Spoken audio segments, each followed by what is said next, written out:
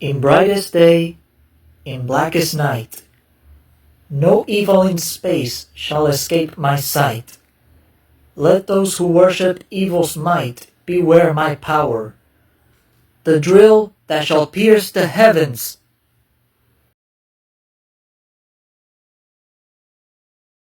Hey guys and gals, Mr. O here, and holy crap!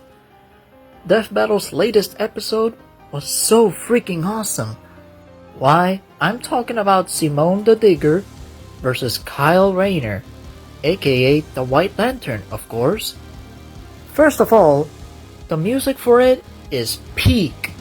Sure, Will of the Drill is still a banger, but Spiral of Emotion manages to be on par with it given the sick beats, theming, and references to the commission track. Instant favorite track of season 25 or season 2025, and also feels like a true remaster to me.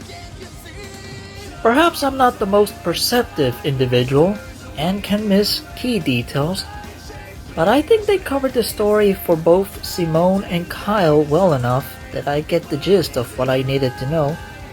But damn, Simone, you're now the fastest combatant, aren't you?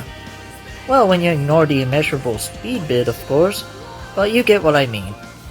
Also great to see the research team tackling more than just the anime and films when talking about Simone's evolutionary potential.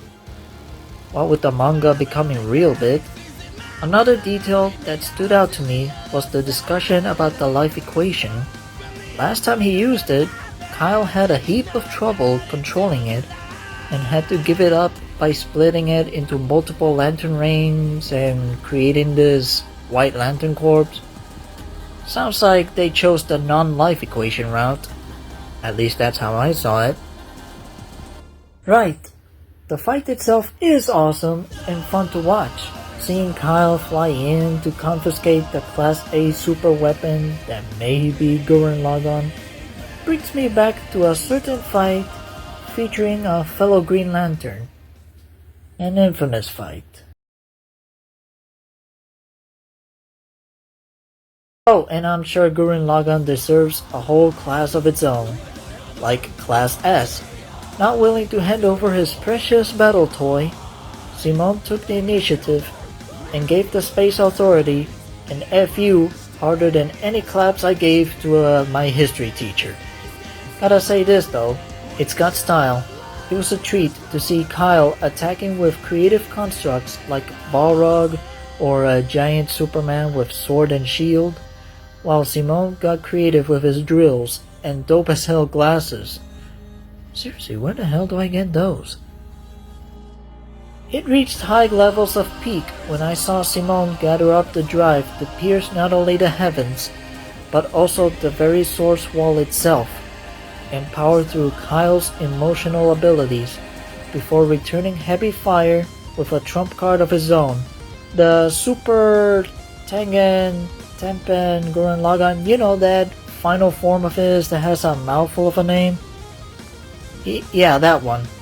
And it was so cool seeing him unleash the Giga Drill break and Kyle retaliate with drills of his own. Why fight fire with fire when you can fight drill with drills? That said, it's got a real pacing problem. The fight felt rushed, even by Death Battle standards, and it left so little room for both to show off a bit more of what they can do before reaching their most powerful forms.